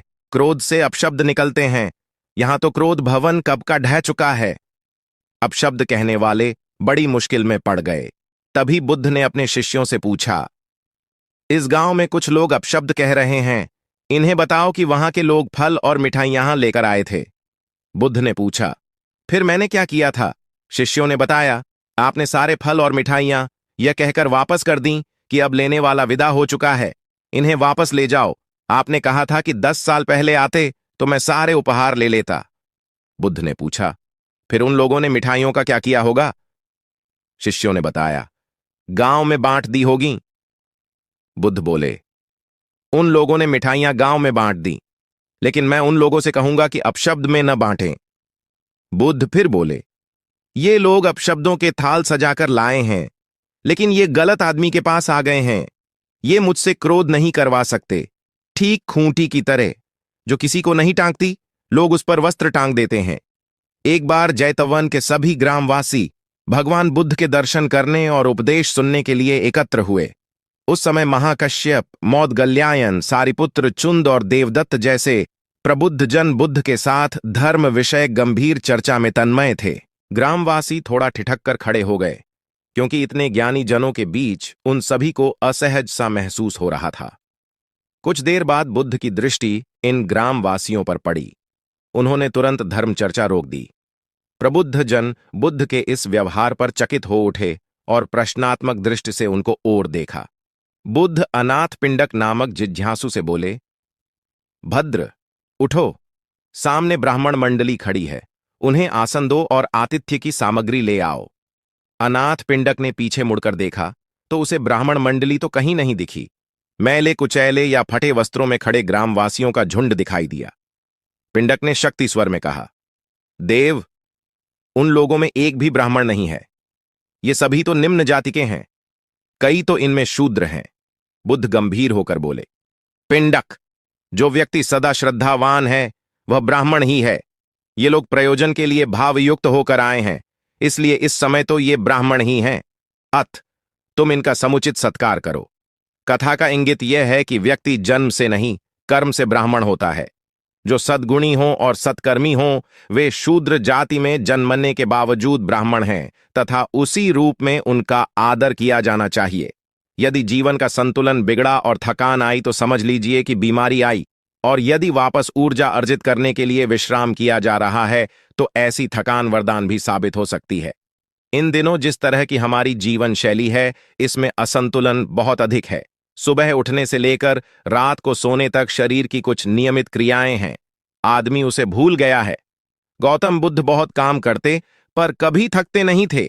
आज भी कई साधु संत उतना ही परिश्रम कर रहे हैं जितना एक कॉर्पोरेट जगत का सफल व्यक्ति करता है, और जब वे रात को सोते हैं तो पूरी बेफिक्री के साथ। बुद्ध से उनके शिष्यों ने एक बार पूछा था, आप थकते नहीं? बुद्ध का उत्तर था, जब मैं कुछ करता ही नहीं तो थकूंगा कैसे? बात सुनने में अजीब लगती है लेकिन है बड़ी गहरी।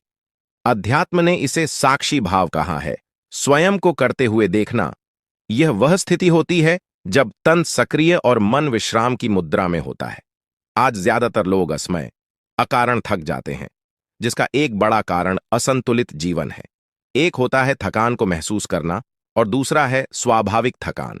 जिस समय आपकी रुचियों, इच्छाओं और मूल स्वभाव में धीमापन आने लगे, अकारण चिड़चिड़ाहट हो जाए, समझ लें कि यह थकान बीमारी है। इसलिए प्रतिदिन योग, प्राणायाम और ध्यान करें। ये क्रियाएं अपने आप में एक विश्राम हैं। करने वाला कोई और है, हम तो महज उसके हाथों की कठपुतली हैं।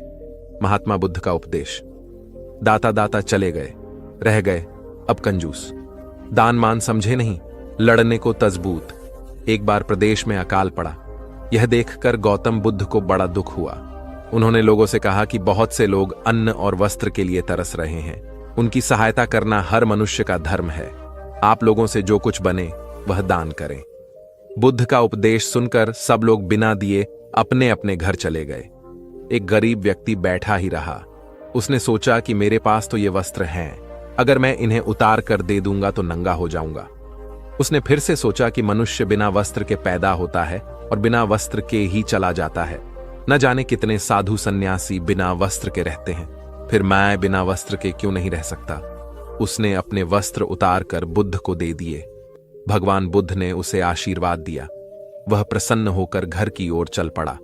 वह खुशी से चिल्लाकर कह रहा था, मैंने अपने आधे मन को जीत लिया है। तभी सामने से राजा की सवारी आ रही थी। उस गरीब की बात सुनकर राजा ने उसे अपने पास बुलाया और पूछा कि तुमने आधे मन को कैसे जीता है? उस गरीब ने कहा कि भगवान बुद्ध दुखियों के लिए दान मांग रहे थे। यह सुनकर मैंने अपने वस्त्र उतार दिए। पहले तो मेरे मन ने इनकार किया, फिर मैंने उसे समझाया कि मनुष्य बिना वस्त्र के पैदा होता है और मृत्यु होने पर साथ में कुछ भी नहीं जाता। राजा उसकी बात से बड़ा प्रसन्न हुआ। उसने मोतियों का हार और कीमती वस्त्र उसे दिए। उसने वह सब ले जाकर भगवान बुद्ध के चरणों में रख दिए। बुद्ध ने उसे हृदय से लगाते हुए कहा, जो दूसरों के लिए अपना सब कुछ दे देता है उसकी बराबरी कोई नहीं कर सकता। बुद्ध ने बालक को समझाया। गौतम बुद्ध ने समझाया ज्ञानी आदमी कैसे अपने ऊपर शासन करना जानता है। एक लड़का बहुत चतुर था।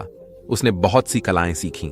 उसे तीर चलाना आ गया। वह नाव खेने लगा और बढ़िया से बढ़िया मकान बनाना सीख गया। उसके बाद वह घर लौटा।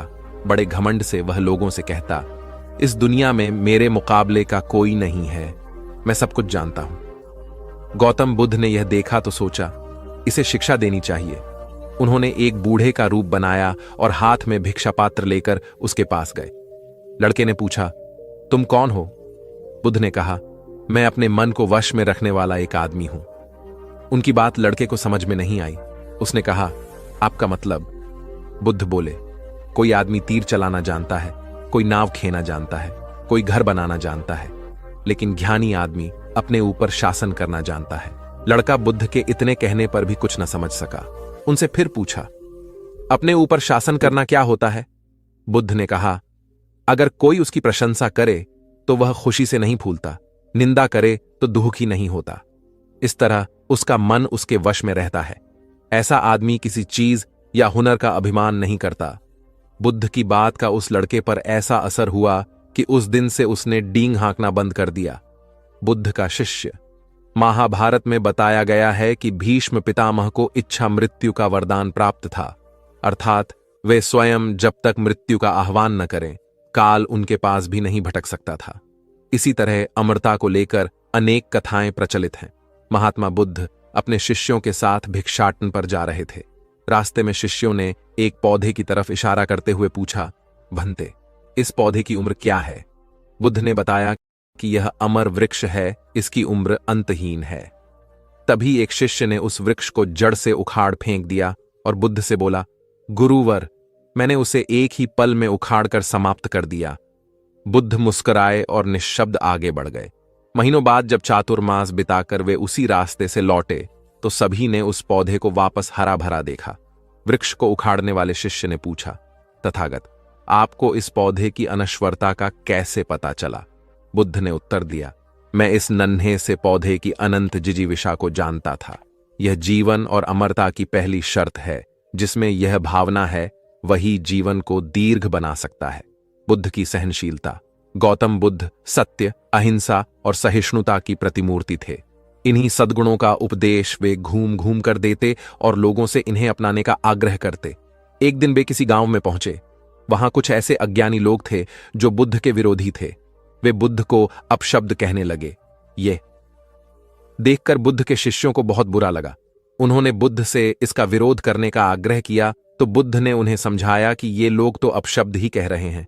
यदि ये पत्थर भी मार रहे होते तो भी मैं कहता कि मारने दो। मैं जानता हूं कि ये कुछ कहना चाहते हैं लेकिन क्रोध के कारण कह नहीं पा रहे। 10 साल पूर्व यदि ये ही लोग मुझे गाली देते तो मैं भी इन्हें गाली देता, किंतु अब तो लेन देन से मुक्ति मिल गई है। क्रोध से अपशब्द निकलते हैं। यहां तो क्रोध भवन कब का ढह चुका है। बुद्ध के विचार सुनकर अपशब्द कहने वाले हैरान रह गए। बुद्ध ने आगे अपने शिष्यों से कहा, इन लोगों को बताओ कि पिछले गांव में क्या हुआ था। शिष्यों ने बताया, वहां के लोग फल व मिठाइयां लेकर आए थे और आपने यह कहकर वे चीजें लौटा दी कि अब लेने वाला विदा हो चुका है। 10 साल पहले आते तो मैं ये सभी उपहार ले लेता। बुद्ध बोले, उन लोगों ने मिठाइयां गांव में बांट दी, लेकिन आप ये अपशब्द गांव में न बांटे। आप मुझे क्रोध नहीं दिला सकते। ठीक उस खूंटी की तरह जो किसी को नहीं टांगती, लोग उस पर वस्त्र अवश्य टांग देते हैं। कथा का सार यह है कि साक्षी भाव सच्चे संत की पहचान है। जो अच्छे बुरे, लाभ हानि, अंपना पराया के संकीर्ण भाव से मुक्त हो जाता है, उसे ही संतत्व की प्राप्ति होती है। मगध राज्य का राजकुमार श्रोण बेहद उद्दंड था। उसको दूसरों के अपमान में आनंद की अनुभूति होती थी। दूसरों को अपमानित करने में वह उम्र का ख्याल भी नहीं करता था। जब माता पिता उसकी हरकतों से बहुत परेशान हो गए तो उन्होंने अपने महल में भगवान बुद्ध को आमंत्रित किया। बुद्ध जब महल में आए तो उन्होंने राजकुमार के विषय में सभी बातें सुनी। उन्होंने राजा से राजकुमार को प्रवचन में लाने के लिए कहा। श्रोण अपने पिता के साथ आया और प्रवचन की समाप्ति पर वह बुद्ध के चरणों में लौट गया। बुद्ध के वचनों से प्रभावित होकर वह बौद्ध धर्म में दीक्षित हो गया। उसका जीवन पूर्णतः बदल गया। कुछ समय बाद उसने प्रायश्चित्त करने के लिए अन्न जल का त्याग कर दिया। उसके इस कठोर प्रण के विषय में जब भगवान बुद्ध को झात हुआ तो वे उसे देखने आए।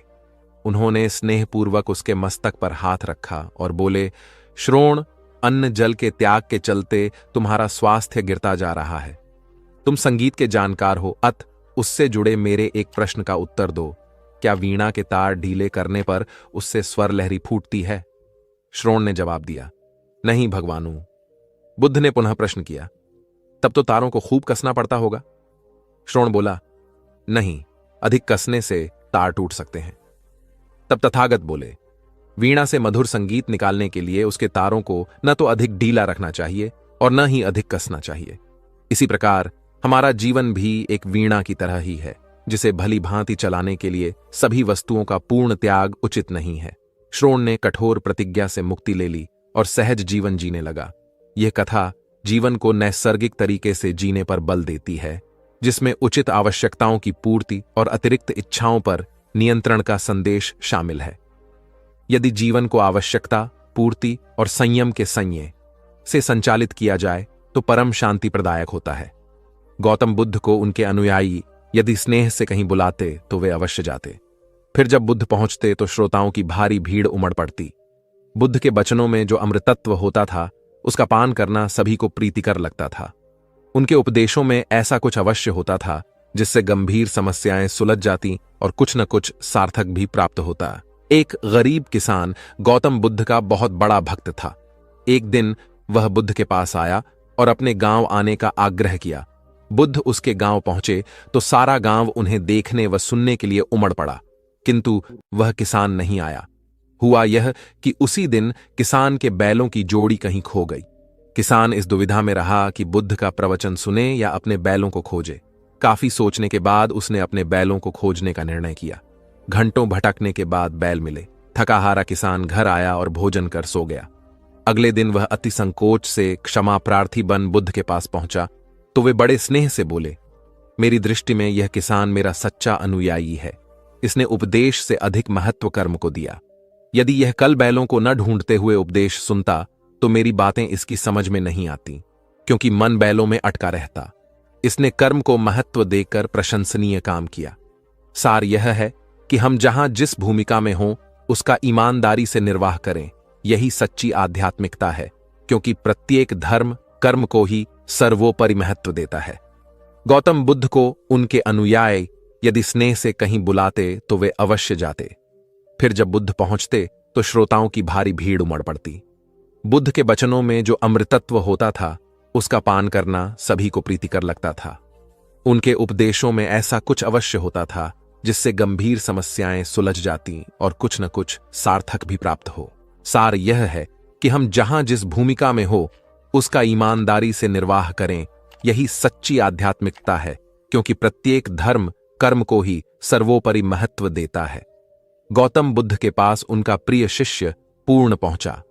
बुद्ध ध्यानावस्था में बैठे थे। पूर्ण के पहुंचने पर उन्होंने आंखें थोड़ी सी खोली और पूर्ण से आने का कारण पूछा तो उसने कहा, मैं धर्म प्रचार के लिए जाना चाहता हूं, आपकी आज्ञा चाहिए। बुद्ध मुस्कुराए और कहा कि पूर्ण, धर्म की राह बहुत मुश्किल है। तुम लोगों को अच्छी बातें बताने जाओगे और लोग तुम पर नाराज होंगे। हो सकता है कि अपशब्द भी कहे। इस पर पूर्ण ने कहा, कोई बात नहीं, मैं यह सोचकर उनकी बातों पर ध्यान नहीं दूंगा कि उन्होंने अपशब्द ही कहे, पिटाई तो नहीं की। बुद्ध बोले, हो सकता है कि कुछ लोग हाथ उठा दें। पूर्ण ने कहा, तब मैं यह सोचकर उन्हें क्षमा कर दूंगा कि उन्होंने मुझ पर शस्त्रों से प्रहार तो नहीं किया। बुद्ध फिर बोले, हे पूर्ण, हो सकता है कि कुछ लोग तुम पर शस्त्रों का भी उपयोग करें। पूर्ण ने उत्तर दिया, तब मैं यह सोचकर उनके प्रति कोई प्रतिकार की भावना नहीं रखूंगा कि उन्होंने मुझे मारा, पर जान से तो नहीं मार डाला, मुझे जीवित छोड़ दिया। बुद्ध ने फिर कहा, और यदि तुम्हारे प्राण ही ले लिए तब? पूर्ण ने तत्क्षण सिर झुकाकर कहा, तब मैं उनका आभारी रहूंगा कि उन्होंने धर्म के मार्ग पर मेरे प्राणों का उत्सर्ग करने में मेरी सहायता की। मैं उनके प्रति कृतज्ञ रहूंगा। तब बुद्ध ने आंखें खोली और आशीर्वाद देकर अनुमति दी तथा पूर्ण से कहा, अब तुम धर्म प्रचार करने के पात्र हो। जो किसी में भी कोई दोष न देखे वही सच्चा है। अच्छाई के मार्ग पर चलना बहुत मुश्किल काम है।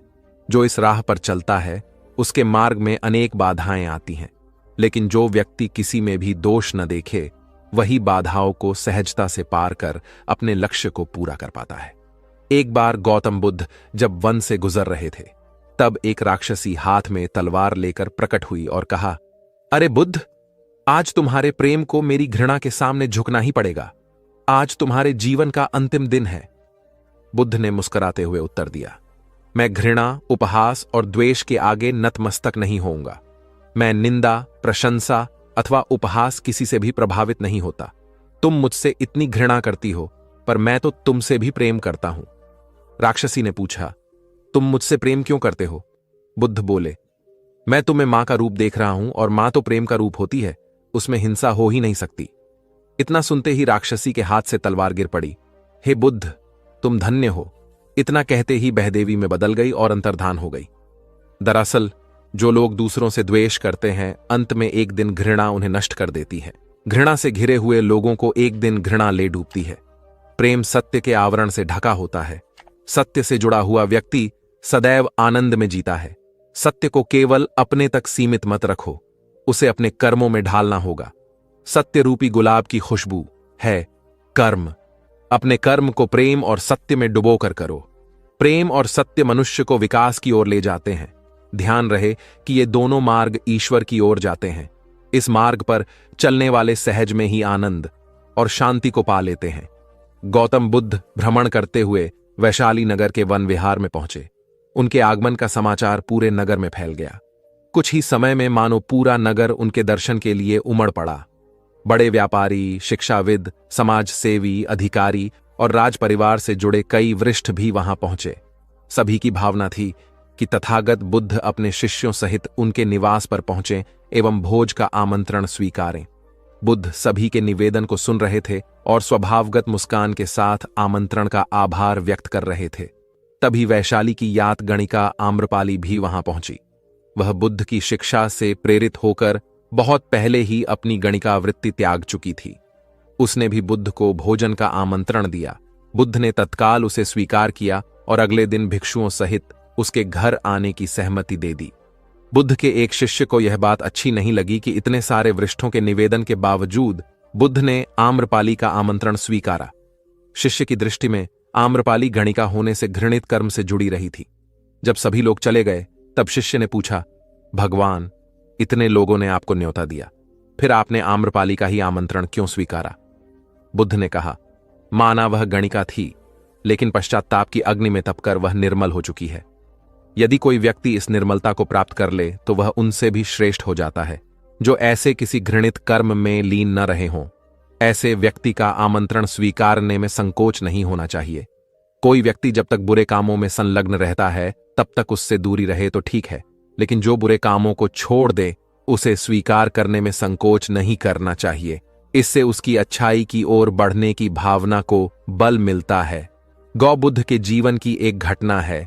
उन्होंने नियम बना रखा था कि वे अपने संघ में स्त्रियों को स्थान नहीं देंगे। स्त्रियों के लिए भिक्षु होने की दीक्षा उन्होंने वर्जित कर रखी थी। एक समय गौतम बुद्ध एक गांव में ठहरे हुए थे। वहां महाप्रजापति गौतमी उनके पास पहुंची। उन्होंने बुद्ध से कहा, आप स्त्रियों को भी दीक्षा दें, किंतु बुद्ध ने अस्वीकार कर दिया। अनेक स्त्रियां इकट्ठी हुईं और उन्होंने विचार किया कि कैसे गौतम बुद्ध से स्वीकृति प्राप्त की जाए। स्त्रियों ने निर्णय लिया कि स्वयं सेविकाएं बनकर गौतम बुद्ध के समक्ष पहुंचा जाए। गौतमी ने अपने बाल काटे, भिक्षु के वस्त्र पहने और अनेक स्त्रियों के साथ बुद्ध के सामने पहुंच गई। उनकी यह मांग थी कि स्त्रियों को भी दीक्षा दी जाए। बुद्ध ने उनकी बात को स्वीकार नहीं किया। स्त्रियां निराश हुईं। जब बुद्ध के एक शिष्य आनंद ने स्त्रियों को देखा, उनके पांव सूजे हुए थे, उन पर धूल चढ़ी हुई थी, उनकी आंखों से आंसू बह रहे थे। उन्होंने पूछा, क्या बात है? स्त्रियों ने कहा, बुद्ध उनके धर्म और नियम के अनुसार हमें भिक्षु होने की दीक्षा नहीं दे रहे हैं। जब आनंद ने व्यक्तिगत रूप से बुद्ध से निवेदन किया, बुद्ध को उन्होंने याद दिलाया, इस समय यह सामाजिक मान्यता है कि स्त्रियां मोक्ष की अधिकारी नहीं हैं, पुरुषों के मुकाबले निम्न हैं। तो क्या आप भी यह मानते हैं और इसलिए उन्हें दीक्षित नहीं कर रहे हैं? बुद्ध का उत्तर था, मुझे गलत न समझा जाए। मेरी मान्यता है कि पुरुष की तरह ही स्त्री भी निर्वाण प्राप्त कर सकती है, लेकिन मैं कुछ व्यावहारिक कारणों से स्त्रियों को संघ में शामिल करने और दीक्षा देने की स्वीकृति प्रदान नहीं कर रहा हूं। आनंद का उत्तर था, सिद्धांत और व्यवहार में परिवर्तन करना चाहिए। बुद्ध को बात जच गई और उन्होंने यह घोषणा की, जो स्त्रियां भिक्षु होना चाहेंगी उन्हें कुछ नियमों का पालन करना होगा। स्त्रियों ने स्वीकार किया और तब से स्त्रियां भी बौद्ध बनने लगीं।